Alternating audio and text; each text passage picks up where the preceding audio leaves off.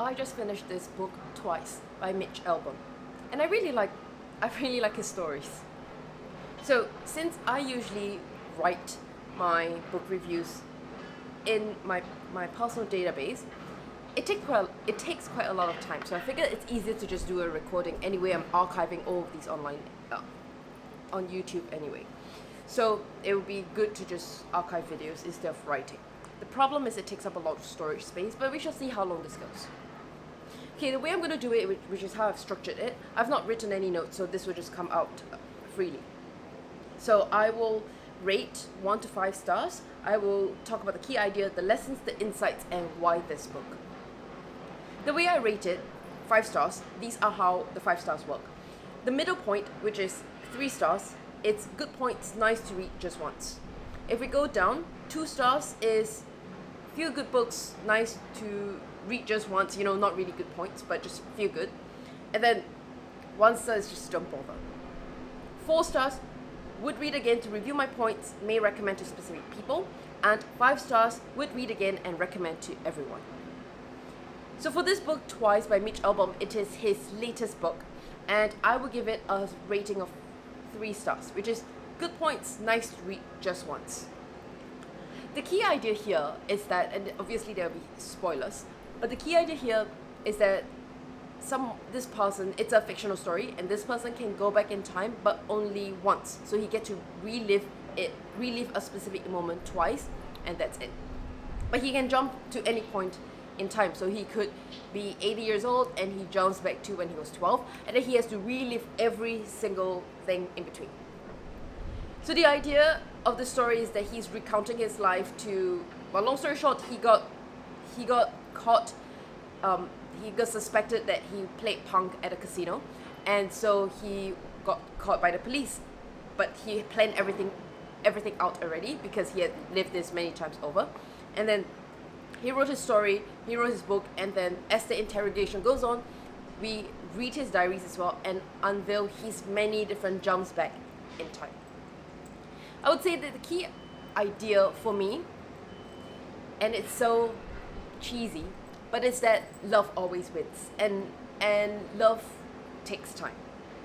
So obviously it's a love story, and within it there were a lot of, he made mistakes, he went back, he made mistakes, he went back, redo it again. It reminded me a lot of, so around the lessons learned, right? And then I'll talk about the story. Around the lessons learned, I would say that number 1 is that love requires a lot of patience and compromise. I mean, it's not like a love tutorial book or something. It's just a fictional story. But he made mistakes with his one true love, which is this wife. And because of that, he broke her heart many times, and he felt very sorry, but he lost her in the meantime, because you can do everything twice. The only thing you cannot do twice is love in this rule of this fictional world. And so he fell in love, he broke her heart because he was too selfish, too personally focused, and stopped caring for her. And then at one point, a bit unrelated, but he cheated on her. They broke up already, got a divorce, and then he went back in time to cheat on her. So technically in his mind they are broken up, but in that previous part they were still together. Anyway, long story short, he broke her heart, and he can never get it back again, because if you lose true love, you just can't get it back again. So what he did was he went back in time, and he became her best friend instead. Her personal assistant, her employee, who is completely there for her, but he loves her 100%, but she never saw him that way, because she just saw him as, okay, it's, like a friend and an assistant. So anyway, long story short, he died, but they managed to get a chance at true love again. And, hopefully this time they make it. The insight, and the insight is that this reminds me a lot of this movie called One Day. It is a movie with an English bloke, I forgot what his name is, and Rachel McAdam. Basically, one day this little guy woke up and realized he could go back in time, and I think it's pretty much around the same thesis. You know, he can go back in time, and then he kept doing that. His father could do that too. He had a chat with his father one day because he realized his father could shared his experience. And at the end of the day, the father said, "Go and experience things."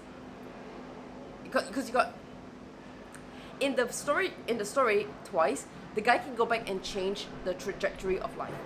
In the movie One Day, the guy cannot do that. He can just relive things again. So it could be, you know, the way the comparison between movie and book. In the movie, the guy went back just to the second time he really wanted to live and be present in the moment. And I really like this because it's all about being. It's all about being present. It's all about waiting in line. It's all about listening to conversations. It's about observing a bit more. It's just about being present. And I like that because sometimes you just get caught up in your own little world that you forget the world. There's a huge world that exists around, and it's wonderful to participate in that or just observe and be in that bigger world. And I really like that. In this movie One Day, that's when he did it. He just went back again just to relive the moment twice and just be present. I really like that. And I'm always mindful when I read this kind of time travel, multiple timeline stories, just to go back and be present. Because I'm so caught up in my own head as well. In the book, he gets to change the trajectory of things. He gets to change things. I mean, he can't change if a death is there, he just can't change it. And so he can't change that, but he can change a bunch of different things. Like his dad was supposed to get into an accident because he borrowed the car. So he did not borrow the car, and his dad was fine because the dad took the car instead. So for that, the way he was approaching this living twice is that mistakes can be rewritten once. You made a mistake, you go back in time, you fix it, and then you carry on with no mistakes. And it makes mistakes a lot costlier, which is the reason why his entire marriage failed and all of that. Mistakes were very costly. I think the insight for the book, I mean, the book made me cry quite a bit towards the end because it's just very romantic and all that kind of stuff, very sweet. I think that the insight, especially when he talked about tough times in relationship, in his marriage with his wife, is that there will always be tough times, right? Number one, it's important when you're in a relationship, you just can't be too inward focused anymore. You need to stop being selfish. You need to be more open. You need to be more caring. You need to just be a lot more accommodating. You just need to be more... You just need to have the other person in mind as well, right? You just can't think about me anymore. So for example, his wife really wants to have a kid, but he doesn't want to because he thinks that once there's a kid, which I think is correct, he will lose a lot of attention from his wife because the wife wants to be a good mother instead of just being a wife. So, which sounds like a man-child, but it's yeah. So anyway, there were many timelines, but one of the timelines is that they had miscarriages many times. So relationship requires a lot of compromise, and also in good times and in bad, especially bad times. And just remember to take a step back, to pause, slow down. It made me reflect a lot on my relationships. And yeah, it's easy to get so caught up. It's easy to think that the other person should just accommodate to me, but it's important that both parties are accommodating. So there's a lot of relationship related things. Why this book? Why this book is because I really like Mitch Albom. He has a couple of good books that I appreciate. I actually have 2 books somewhere on my bookshelf. And he likes to talk about time very much. To me, I think time is the most valuable thing in the entire world. And it could be time spent together, or it could be I go on a holiday and I dedicate X amount of time to help to find a present to give to someone. Because that amount of time means I can't do a lot of other things. So I like that Mitch Albom loves to play with the topic of time, he loves to play with the ideas of mortality, about love, about relationships. Relationship between family, between friends, between couples, between loved ones. I think that's really about life, right? Life is about building relationships within a small period of time. And that is your relationship with your family, relationship with your friends, relationship with your other half. That is a very important aspect to build. And it's also very costly to build. It's the time, energy, effort that goes into it, which means it's a huge deterrence for someone to want to go and build their relationship, because it's very costly on the non-monetary aspect, time, money, effort, energy. But the downside is the ROI is just a bit wrong, right? To build a relationship means that you can get hurt very easily, because you love someone. And this is so all about love, but when you love someone, even beyond romantic love, right? Family love, parental love, it just means that you have a very big chance of getting extremely hurt. And that's just love. That's just love. That's just the price we pay to love. So I really love, and so I think love is very really building relationships is probably the most important thing in being human. Or being things, right? We build relationship. It's through relationships that we create a lot of value in things. Why certain things in my life have value? Then to some degree it's sentimental value, but also because I build a relationship with them, with the things, that it's just so much. It gives me so much meaning, value to that thing, or my relationship with that thing. That thing alone might not have any value, but it's the relationship that I built that creates value of that thing. So I think humanity, life, it's all about, or beings, it's all about things, about building relationship. So relationship, I love the topics on relationship. I love the topics of love. I guess the highest tier of relationship is love, right? I love my teddy bear that I go to sleep with. I love my friends. I love my family. I love my loved ones. Love is the best thing we do, as cheesy as that sounds. And love is all about the relationship that we create with another being or another thing. And all these relationship building, this love, happens within a time frame, which is our lifetime, or the lifetime of the other thing being a party.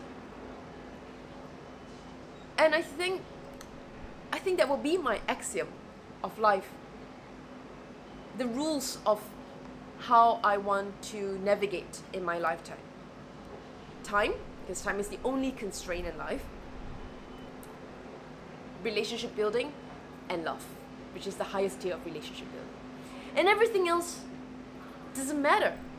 I don't care about what Hermes scarf or all these paintings and art pictures and the paintings that I make and the nice sheets that I'm hanging out right now that I sleep in, which are very, very nice, by the way. It really doesn't matter. It really doesn't matter. And life is also not about you creating and writing your own story only. It's about you writing your story and add flavor, add chapters to other people's lives. Inviting other people to come in and write stories together, build stories, write chapters, write books, write series, write volumes. It's that belonging, it's that society, it's that community that makes us human. And I just really love that. I think that is the best thing about being human. We get to build communities far away. And of course, whales and sparrows could do that as they migrate through the different climates. But being human, we get to think, we get to keep the memories, we get to pass information down across generations. And someone could be a family friend 2 generations ago, and the kids grew up together, the kids grew up together, and then you just build this community around. And I really love that. I think that is such a deep meaning to life. Time, relationship, and love. And so with that, that's how, these are some, why I really like this book, why I definitely cried towards the end, and why, yeah, I say that they have good points. I would just read it once because it's not a thing that I want to go back many times. I think it's an okay book just to read once, get the insights out, and I'll move on to other books. But love this. Till then, bye.